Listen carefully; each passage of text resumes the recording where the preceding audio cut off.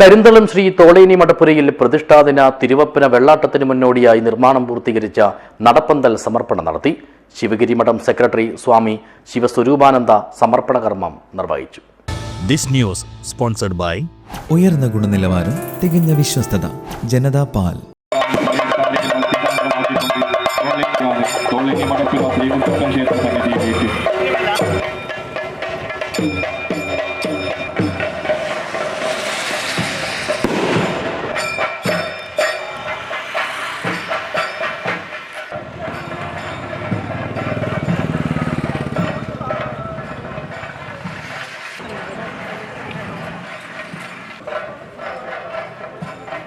വാളൂർ അങ്കണവാടി പരിസരത്തു നിന്നും പൂർണ്ണകുംഭത്തോടെ സ്വീകരിച്ചാനയിച്ചാണ് ശിവഗിരി മഠം സെക്രട്ടറി സ്വാമി ശിവസ്വരൂപാനന്ദയെ തോളേനിയിലെ മുത്തപ്പന മഠപ്പുര സന്നിധിയിൽ എത്തിച്ചത്.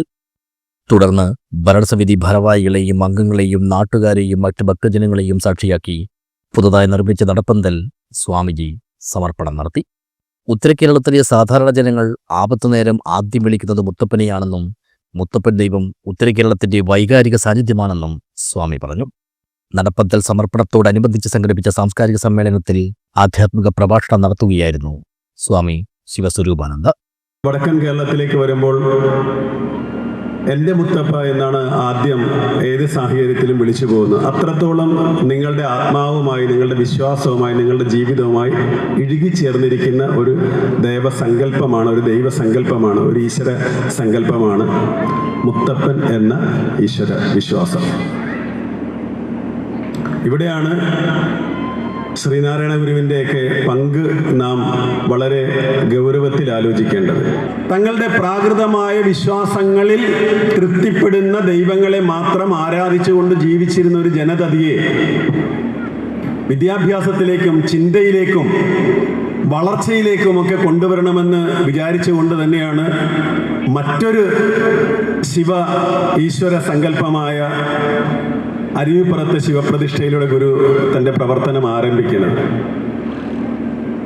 ഇത് ഒരു സാമൂഹിക സംവിധാനത്തിന്റെ മാറ്റമായിരുന്നു.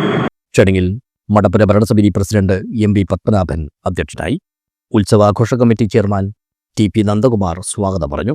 മാനേജ്മെന്റ് സ്റ്റഡീസിൽ ഡോക്ടറേറ്റ് നേടിയ ഡോക്ടർ ആനക്കൈ മാലകൃഷ്ണൻ, ക്ഷേത്രശില്പി പുരുഷോത്തമനാചാരി, സിവിൽ എഞ്ചിനീയർ അഖിലയ്യങ്കാവ്, നടപ്പന്തൽ തൂണുകളിൽ ദശാവതാരം കൊത്തിയ ശില്പി അനൂപ് പദാവൂർ എന്നിവരെ ആദരിച്ചു.